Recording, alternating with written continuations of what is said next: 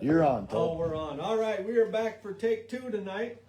As always, been run through the sponsors real fast. We got Houston Speedway. Season's over, but great season, a lot of fun. Start to finish. S2F, another streaming service. They have Power I, different tracks they follow, Port City. My Race Pass, like I say every time, if you're into racing, you need to have My Race Pass to keep up with everything. Morning Sun Marketplace out in central Pennsylvania with Rick and Sue Fritz. Mount Tabor Cabinetry, also out in central Pennsylvania with Chris Fissel. Rapid Graphics in Rock Rapid, get your cars lettered up. It's never too early to start getting that lined up when you're going to get that done. He gets really busy in the spring, Yep. I'm just saying. Yep. Hawk Wings up in Jackson, Minnesota. You need a wing for one of your cars, they'll make it for you. Hero Haven, for all they do for the first responders, the vets, the trips they take them on. Hero of the night. Hero of the night up at Houston.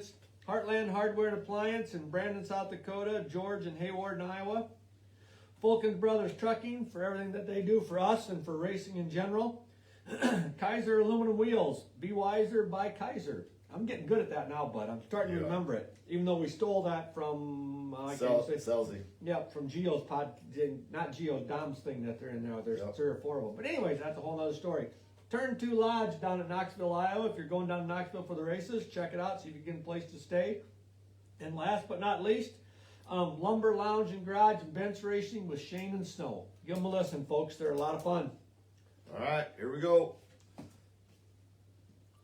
Hey, we're at Hoagie's Garage, and I really don't know how to say your last name, Levi, so I'm just going to say Hiilier.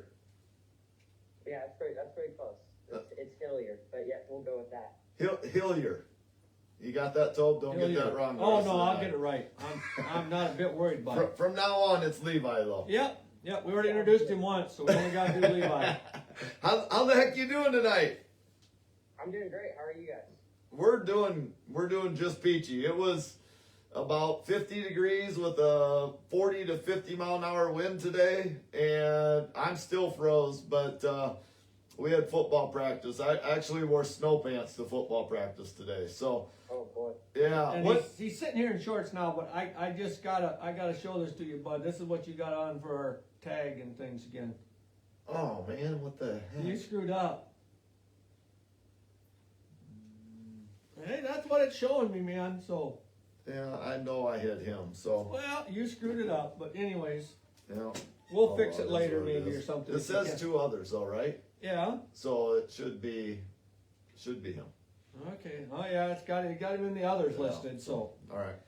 Yeah. Hey, so we're back though, Levi. Yeah. We're back. This is that well-oiled machine we were telling you about. So. Yeah. Levi, where are you from? I'm from Burlington, Washington. I live about 2 minutes from Skagit Speedway, just down the street. Oh, frick. That's convenient. Yeah, for sure. So do you walk to the track then for the races, or? No, I usually just hitch a ride with someone since I don't even have my driver's license yet. So I just try to figure out rides here and there. So now, how far is Skagit from Seattle? Depending on traffic, it's probably about an hour and a half to 2 hours. Okay. It's not terribly far. Yep. Now, I actually have a sister that lives in Washington. She's out in the ocean on the Willoughby Islands out there. Yep, that's not too far from us. Yeah. So, I can't think of the frickin' town, though. Covington? Is there something with the C out there? Cooperville or... Cooperville, Yeah, Covington. there's a Coopville. Coopville. I think that's Oh, where look at she's you, at. bud. I think that's where she lives. You were close. Good thing we got somebody that knows something on our show tonight. Deception Pass Bridge? Yeah, that's probably an hour from Skagit or like my area in Burlington there. Yeah, that bridge, I walked on that bridge when I was young. The water is way the heck down there. Oh yeah. Yeah. So there you go. That's all I know of Washington. I've been in it one time when I was young. So I've been there once too, and I was in a truck. I didn't just whatever I could see out the window. yeah, there you go. I You seen went- the ocean through the trees. Were you though. with your dad? Yep. Yeah. All right. Enough about us. Okay. So Back to Cameron, or not Cameron. Now you got me doing this for Levi. So Levi, you're 15 and you're telling me you're way behind in homework. Yeah. I missed quite a few days of school to go down to Trophy Cup last week. So that's when I was texting you last night trying to figure out a time that worked for you and worked for me. Just trying to get caught up on schoolwork and make sure I don't get behind in that. Well, you don't get me and Bud. We were never behind on our schoolwork back in the day. We were first class students, right, Bud? That's right. Yeah. None of our teachers listen to this show, so we're all right. We're too old. They've all passed away pretty much. So how did you actually get started into racing? Was it a family thing, or how did you get involved in the sport of racing? Yeah, so it was a family thing for sure. My grandpa raced a while back, and he raced around Skagit, some West Coast stuff, and then my grandpa got my dad into it, and my dad, I don't know if you know my dad or not, his name's Levi Hiilier. He ran around Skagit for a while and up and down the West Coast, and then ran the Outlaw Tour in 2007, 2008, and then kind of I just inherited it when I was younger. I grew up watching my dad race and started falling in love with racing, and then when I turned 4 and a half, I went down to Monroe, Washington, and I started quarter midget racing. I did driver training down there, and then when I turned 5, I fully started racing and kind of just loved racing, and that was my passion, and kind of went up the ranks and then got to sprint cars now. Okay, so let's, we have a lot of time. So explain to us how you have moved up through the ranks. At 5 years old, what did you race, and just kind of go from there? Yeah, I started in junior novice, so that's kind of the slowest, smallest quarter midget you can get into, and then each year pretty much I moved up to the bigger motor, the bigger class, to junior Honda and then senior Honda, and then from there you go to like World Formula, and then when I turned 7, I started racing, or I was 6 and a half. I started racing up at Deming Speedway, which is probably 30 minutes from Skagit, and they have I bet it's I don't know, 4/10, 5/10 mile. It's a pretty small track, and they have a micro sprint track up there. So I started in junior sprints, and then when I turned 10, I moved up to 600 restricted class. Ran that till I was about 12 and a half, and then moved up to 600 open and won a couple of things in that class, and then got hooked up with Kevin and Radine Racing and moved up to the 360s once I turned 14. And then now I'm just riding along in 360s until I'm old enough to get into a 410.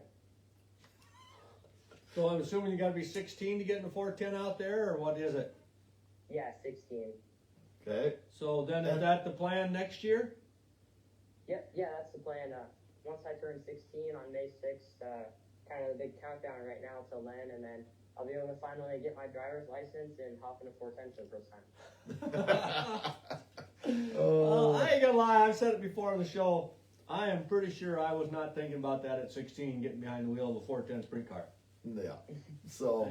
Yeah, no. The ponies are not big enough for that anymore. So when you were younger doing all this stuff, were you having success at pretty much every level or not? Yeah, I mean, I was always very fortunate in just about everything I hopped in. We always did pretty good. Junior novice, or the quarter midget stuff, I won quite a few races and championships in that, and then I won a championship in junior sprints, restricted, open. There's a Clay Cup Nationals race out here on the West Coast that they'll have quite a few micro drivers like Jake Hagopian and a lot of Californians and some Midwest guys come too. And I was able to win that last year and win 10 grand, and then kind of just got into the 360. And in my first year, I was able to get a win at Skagit, and then just kind of keep moving on and up the ranks as I progressed and got better in my racing career. Yeah. Awesome. Hey, before I forget, I want to ask, what you said your dad raced in 08 and 09? 07 and 08. He was 07, on the 08. Okay. See, we can go back to them old shows, and I can go back and watch now. Yeah. Give me a reason to watch. He was in the Dave DeWitt dirt car, they called it the dirt race team, and his number was 5C. 5C. You better write that down. Better write that down too, because they don't have a ticker on them old shows, so it's really hard to figure it out. You know what else we're gonna have to do? He's gonna have to talk to his dad and tell him we want him on the show. Yeah, we'll have Dad on the show too. We'll talk about the old days. We love old guys. Yeah, we call them legends. Yep. So they're a little bit more honest with us, and they don't care if they tell us the truth about how they cheated or what back in the day. Don't have to worry about the sponsors anymore. You can't say. I mean, I know you're not cheating, but you can't even say if you are, because it'd be bad. But your dad can say whatever the heck he wants, because what are they going to do to him? So, Yeah. So We'll have to get his dad on and his car owner maybe. yeah, That'd absolutely. be kind of fun. Yeah. Oh, just one more here. I got to give a little shout out. Say, hey, Mick, and thanks. He likes our show. All right, super. So you said you had success. Geez, that's a hard word to say. What's it been like going from class to class? I mean, obviously the cars probably get a little bit faster, everything else. How's the transition been? Is there been a certain level that's been harder than others? Has the 360 been a lot of fun, or has it been really challenging? Yeah, I think for sure going up in classes, the competition gets steeper, and you kind of have to relearn everything. Obviously, motors get bigger, car sizes get bigger. There's a bunch of different factors that play into it, and yeah, the 360 stuff's been a blast. It took me the first race at Skagit, I think we ran 7th or 8th, and then kind of was able to progress from there and just get more and more comfortable. I feel like with racing, it's all about laps anymore, and everyone's got the same stuff. So if you can get as good as you can as a driver, then you're going to have success. So yeah, I think there's definitely a lot of factors that play into moving up classes, and I think it just takes time to learn and experience all those different factors. So how many races do you have in the 360 by now then? Do you have any idea or guess? Yeah, I think last year we didn't run as much as we did this year. I think I ran the 11 shows at Skagit and then the 3 nights at Trophy Cup last year, so 14 there. And then I want to say this year we ran about 30, somewhere between 30 and 40. So we probably got about 45 nights in the 360 now, and then hopefully maybe run a couple more this year if we can or have time to, and then just regroup and start next year off soon. Yeah. So will you run some of both then next year yet? I'm assuming some 360 and 410 then?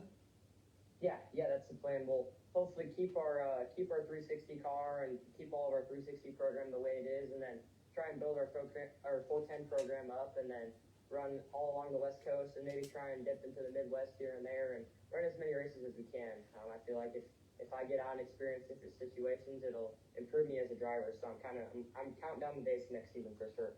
Absolutely. Now I have to ask, what do you call Midwest? Well, hopefully we'll try and run Volusia at the beginning of the year, and then maybe try and duck into a couple ASCS shows down through like Oklahoma and stuff like that. Okay. Yeah, So absolutely. southern more than mid. See, we call ourselves Midwest. We're like, oh, he's coming to Houston or Knoxville, sweet. Well, yeah, hopefully we'll see how things go and how the year goes, but we're talking about trying to get down to Knoxville and run 360 Nationals for sure. Absolutely. Okay. That would be outstanding. That'd be outstanding. How does a young kid like yourself get hooked up with such a good group as the Rudine, family? Yeah, no, they're a great family. My dad drove a dirt cup prelim for them. I want to say maybe 2016. He ran a prelim for them while their other driver was flying in or doing something.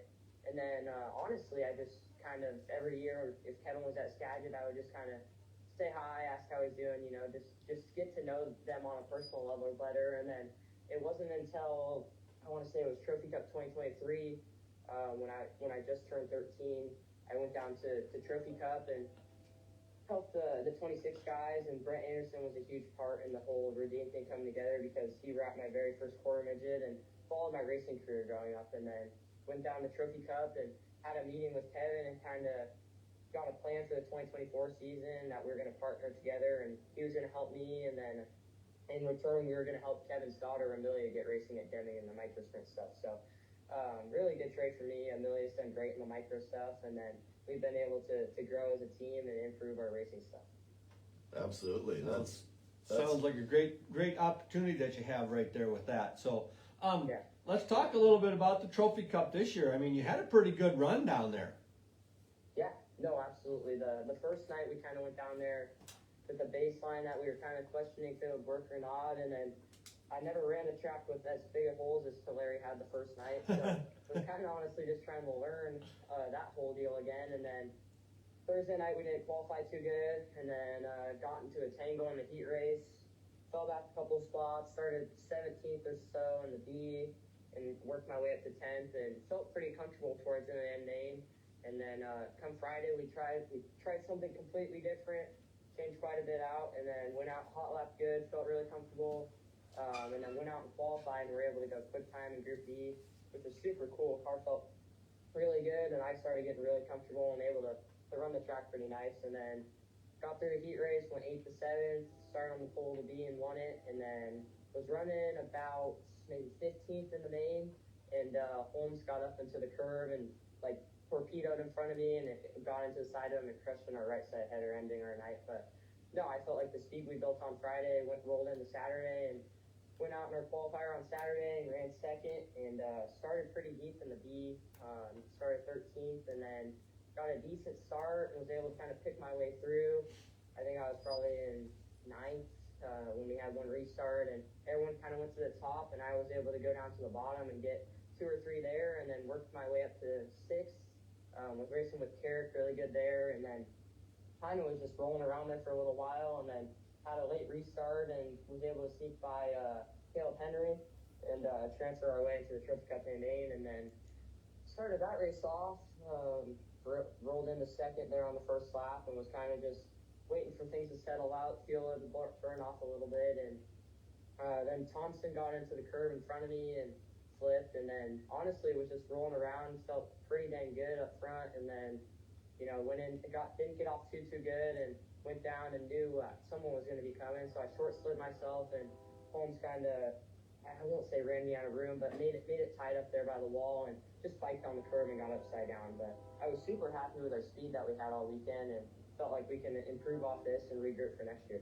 Yeah, a couple little things go different, and it's a hell of a weekend. Now it was just a pretty good one. So. Yeah, absolutely. Yeah, you were showing speed, I thought, the whole weekend. I thought, especially being 15, I mean, I was really impressed with you the whole weekend. No, thank you. I appreciate it. It was a lot of fun. Yeah. Now, being so close to Skagit and stuff, do you know Blake Anderson? Because he was sure breaking you up a lot on the show. Yeah, we know Blake Anderson really good. I consider him like my uncle or brother at this point. My mom breeds golden retrievers out here, and he's in love with golden retrievers. So he got a golden from my mom, and he comes over mostly every Tuesday and watches shows with us, and we consider him family out here. His home away from home is out here at Skagit, and every once in a while we'll go to lunch or do something fun like that. So yeah, we know Blake Anderson really good. Well, that's awesome. Do you have to watch the Hawkeyes too for him? I don't.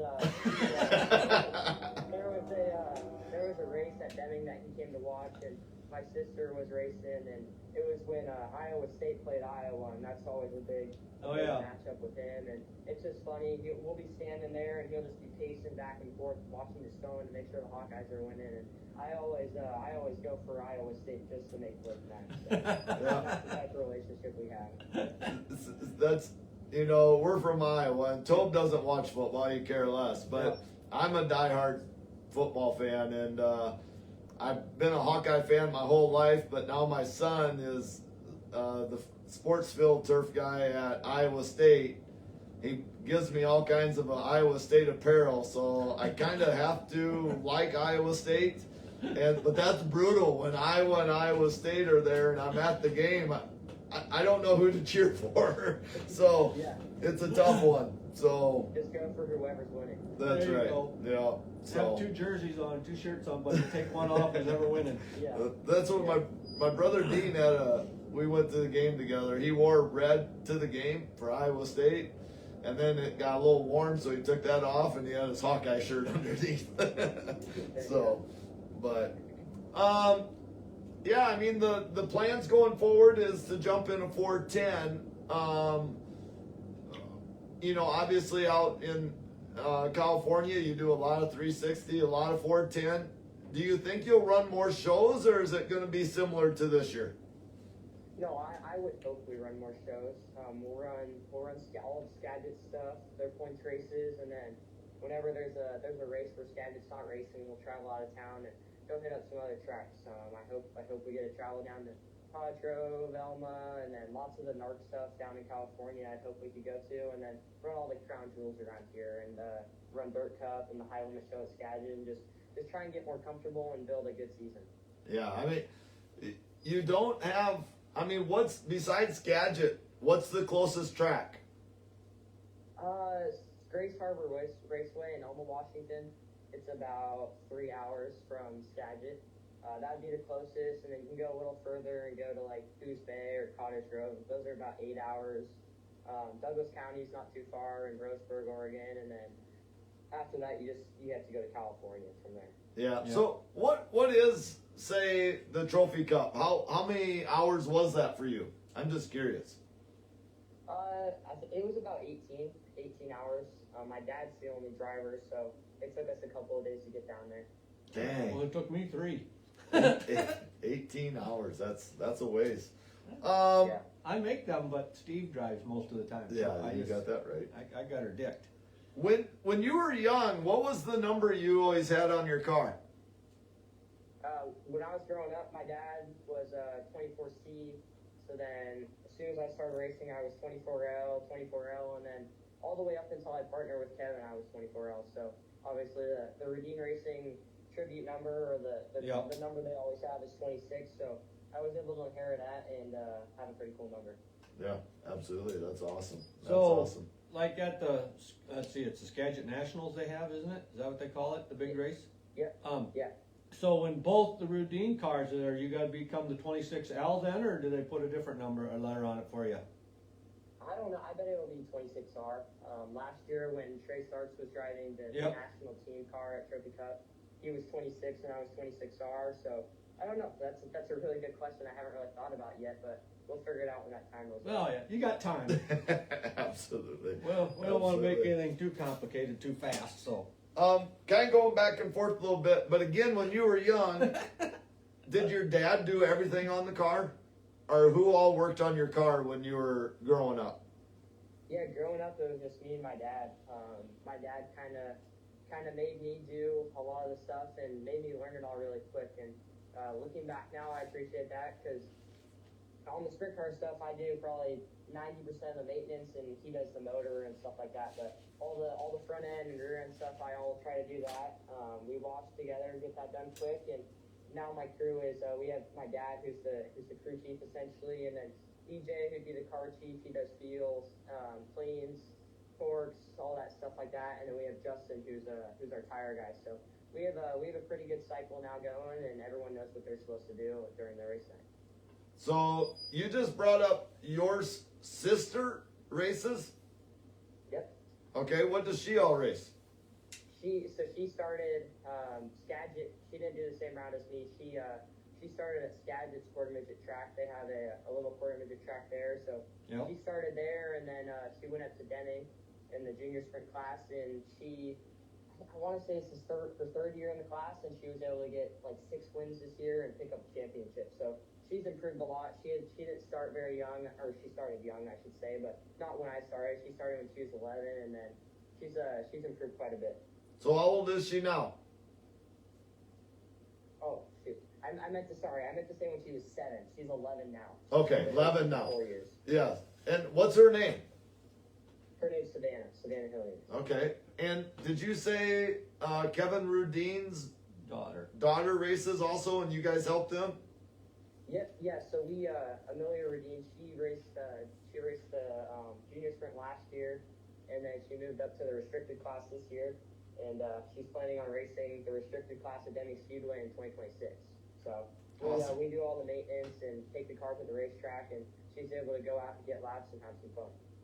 It's all about having fun at that age. That's for sure. That's absolutely awesome. Yeah. That's awesome. What with all the tracks you've been to so far, do you have a favorite track that you've been to? Oh, that's tough.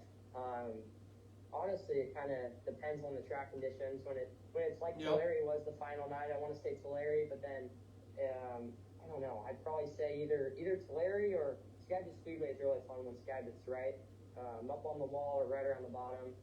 If I had to choose one, I'd probably say Skagit. Yeah. Good answer. Good answer for the car you're driving. Good answer. I love it. So, let's see. How about apparel? We always like to get that out there. Do you have apparel available?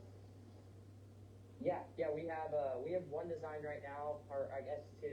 We We have a design with a car on it, and then we have a Redeem style crew shirt. I'm planning on this off season trying to get a shop or a website going, and then we'll have all of our stuff online. Okay. That would be awesome. That would be awesome. So would that be like Levi Hiilier Racing, or what are you thinking about down the road here, or haven't thought that far? Yeah, it'll probably be either Levi Hiilier Racing or Shop Levi Hiilier, or something cool like that has my name in it and easy to find. Sure. Perfect. And who are all your sponsors? Oh, I got a pile. First off, just Kevin and Monica Redeem and the Redeem family. Redeem Racing, everyone associated with that. Race Redeem Foundation, Spaney Building, Sandcraft Jet Center, they're all great sponsors. And then we got some other partners like Maxima Racing Oils, Factory Paint Shocks, Bell Helmet, Cinchron Race Suits for keeping me safe.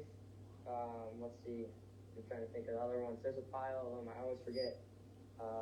That's why I write them down. Steakhouse, Gold Buckle Espresso. I know I'm forgetting some. Redeem Management, After Hours Paint Shop. There's just a pile of people who it all wouldn't be possible without them. Absolutely. That's they make things happen for you. So yeah, absolutely. You bet. Well, I think we'll jump into some rapid fire questions, and if there's anything else that we didn't cover that you want to bring up at the end, make sure you feel free to do so. Or anytime something pops in your head, you can just talk about it. We don't care. What's your favorite kind? What's your favorite kind of ice cream? Probably cookies and cream. There you go. This is I probably know the answer to this one. Maybe a cat or a dog person? Dog. Absolutely. What's your mom's business in case people want a golden retriever? Her business is Down Under Golden. She's originally from Australia, so kind of inherited that into the name, and it's Down Under Goldens. Down Under Goldens. Got it. Yeah, you can find her on Facebook, and I think she only does Facebook, but yeah, she's on there. So does she have pups like once or twice a year, or just one time a year, or is it pretty much all time? Usually once a year. Yeah. Just kind of when the racing and stuff slows down. I think she's expecting a litter in a couple of weeks to a month. So we'll have puppies, and hopefully I'll be able to play with them during this off season. Yeah. Puppies are a lot of fun. Definitely not going to tell my wife because she wants a golden retriever. So we're good on dogs. We got 3, bud. Yeah, I know. Let's see here. Do you have any hobbies other than racing? I like fishing. I fish quite a bit around here. Actually, I went yesterday with one of my buddies. We have a river that runs behind my house, so we went salmon fishing in there. And then whenever racing's down or we're not doing too much, I'll go fishing. I don't really play sports, but I like thinking around with them here once in a while and playing with a couple of my friends. So I'd say just fishing and sports, and then just working on race cars, doing race car stuff. That's about it. Most importantly, did you catch anything? I caught one. We caught one silver. Okay. So is that fly fishing? No, we just I usually just throw spinners. Okay. Spinning reels and just have some fun with it. Yeah, absolutely. Fly fishing's trout.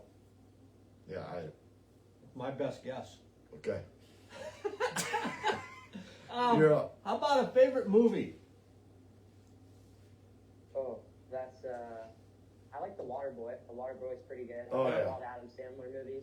Yep, that's a But classic. if I had to choose one, I'd probably say Waterboy. Yeah, absolutely. That's a great one. Do you prefer snow or rain? Probably snow. I love it when it snows around here. We live on 10 acres, kind of out in the country, so go jump on quads and pull my siblings, or get someone to pull me around in the snow and go sledding. It's a lot of fun. Can't go wrong with that. Well, we could now, but back in the day, that was a lot of fun. Yeah, absolutely. Believe it or not, we used to have a car hood that Bud's dad or his older brothers would pull behind a tractor, and you could lock the one wheel up, the back wheel on the tractor, and get that tractor spinning, and that we'd have probably a 15, 20-foot rope or something on that thing, and you literally couldn't stay on the hood. It would the centrifugal force would throw you off. It's a lot like tubing on behind a boat, boat or a jet ski. How come we never broke anything that I can remember is beyond me? You were on soft snow. Oh yeah. There was never any gopher mounds or hard piles of cow shit out there. Oh. Yeah. But He, anyways. he might be almost too young to ask this question, but see what kind of music he likes. Here we go. Okay, if you were going to be stranded on an island, say, besides having a fishing pole with you so you go fishing, what type of music would you have to have along to listen to? Probably some rock music. I like quite a bit of rock music, or maybe some Sublime. I like kind of those old bands like that. This kind of music that you play in the shop is what I'd take with me. There I you like go. how you call Sublime old. Yeah. Do you have a favorite place to go out to eat? One of my sponsors, Secure Steakhouse, they have really good Foxy food there, and there's this place that's not too far from there called Asian One. They have really good steak and rice. I like going there and getting a bite to eat. That's one of mine and Blake Anderson's favorite spots to go. There you go. That works. I was gonna say Blake better like steak. Being from Iowa. How about a favorite holiday? Probably Christmas. I really like Christmas. My family likes Christmas. Yep. Just love all the traditions that we get to do during that time of year. Now you probably can't think of it, but does anything come to mind right away when I say favorite Christmas present, or not really? Probably a racing helmet. Okay. When I was 10, I got my first custom painted helmet by Shell Shock, and that's been a really cool one. I wore that helmet for quite a few years and won quite a few races with it. So That's awesome. probably one of my Got her up on the shelf now. Yep, So that's for sure. we'll have to go to the wife's second list of questions here. We can't, no sense even asking these next two. Well, Maybe that one. But anyways, we'll go this route here. Do you have an unusual routine or anything that you got to do before the races? Is there a certain something you got to do or eat or anything like superstition. that? Like usually on race days, I'll do all my helmet maintenance, and I'm kind of, I wouldn't say OCD, but I love my stuff being, yeah, everyone's saying I'm OCD right now. Yeah, so everything's got to be perfect. So all my helmets got to have no dust or anything underneath it, even though during the race night it has it. And I take my race shoes and I blow all the dirt out of them and clean them and do all that type of stuff. I will say almost every single race night I eat a chicken strip basket, probably an hour or two before the races, and then don't eat the rest of the night. So I guess that'd be my pre-race routine. Yeah, Okay, then is that a chicken strip basket that you get on the way to the track, or does the track have a chicken strip basket there for you? Usually at the track. Sketchy Okay. Speedway's got a really good chicken strip basket that I get. There you go. Just in case we know what to eat if we ever get there, bud. Yeah. Now, Yeah, for sure. you're not old enough to drive down the highway, but I gotta ask this question because your dad was a racer, but maybe your mom's a bigger lead foot. Who knows? What's the fastest you've ever gone down the highway? Obviously, as a passenger going down the highway. Any ideas? My mom has a Mini Cooper. That's a little manual car, and me and my dad were driving it to a family birthday party one day, and I think we got that thing up to like, I want to say like 109 or something. In a Mini Cooper. Yeah, not anything outrageous, but it was going pretty good in sixth gear, and he had one hand on the wheel and then finally put two hands on it because that thing's pretty light. I would consider 109 fairly crazy in the Cooper. Yeah, no kidding. Yeah. That's awesome. So did Mom know this before the podcast? Yeah, she does know. I have Life 360, so she was sitting at the family event. Me and my dad were working late on the cars, and we're driving to there, and when we got there, she wasn't too happy with it. Oh, awesome. God, love that. That Life Oh, that's 360, awesome. that thing, I don't know. Everybody's keeping an eye on everybody. Yeah. That's for sure. So, what's your favorite thing to drink? What's your favorite beverage? I like almost every race night I get a Powerade, one of those blue zero sugar ones. Okay. They're really good. Those are kind of what I drink throughout the race night. They have lots of electrolytes in them, and I feel like they're not bad for you. So I'll drink quite a few of those. Okay. There you go. Not that he's superstitious or anything, but it sounds like he Yeah. has the exact same thing every time. Yeah. If you won the lottery, is there a car, a pickup, a boat that when you turn 16 that you have dreamt of owning? I'd probably get maybe like a F350 Platinum or something nice like that. I like the F350, the Fords. They look pretty nice, and then get the best model if I won the lottery. Oh There yeah, we go. yeah. Got to get her with all the bells and whistles, and we got lottery money to spend. Do you have another one on there? Well, we can do that. How about? Do you have any hidden talents that nobody knows about? Are you like a great closet singer or something, or? That's a tricky one. I don't know. I feel like I'd say I'm pretty athletic. Any sport I try or do, I usually pick up pretty quick. Okay. I don't really know what a hidden talent would be. What do you think? What do you think a hidden talent would be? I can wiggle my ears. That's what my hidden talent is. Yeah, no one around here is saying any, so I'd probably just say athletic and can pick up things quick. So who do we all have sitting around you tonight with this? My dad, I don't know if you guys know Justin Youngquist or not. He races Skagit. Know the name? Yep. We have a shop up here. It's probably 10 minutes from the Speedway. That's got a couple race teams out of it. We got our race team, Dimes Racing with Justin Youngquist as the driver, and then Mike Brown Racing. We all run Skagit and kind of are all located in the shop. Well, it sounds like we have more podcasts to do. Just tell all those guys that are on our show. Yep. Send us their text or their cell numbers.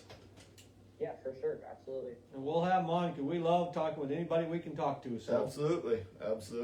So, you got anything else, Tope? I'm not about done. I think I'm trying to think before I mumble and stumble through things and don't come up with anything anyhow. Levi, is there anything you wanted to cover that we didn't cover? I think we just about got everything. I appreciate you guys having me on. This was fun. Hey, Well, it was an absolute blast for us. I'm glad you could do it for us. You know, when we have younger guys on, we're not going to lie, and I consider 15 pretty damn young. You know, we never know if we're just going to get one-word answers or if they're going to talk, but you were absolutely amazing. You did a great job. Your voice is great, and, I mean, you didn't give one-word answers, so thank you very much for doing so. When you win the Trophy Cup or the Skagit Nationals in the future, your interviews are going to go well. Yeah, I absolutely. hope so. Yeah, that's always the plan. Yep. All right. Well, thanks a ton for being on the show, and best of luck next year. Thank you guys. I appreciate it. You bet. See ya.